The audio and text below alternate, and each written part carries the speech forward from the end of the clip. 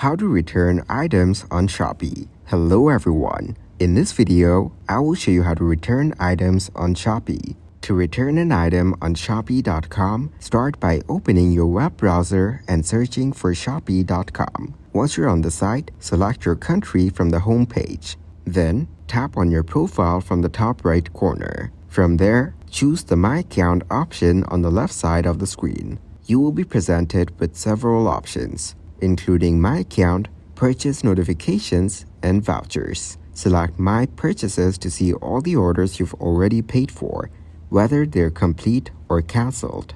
To return an item, find the order you want to return and click on the Return button next to it.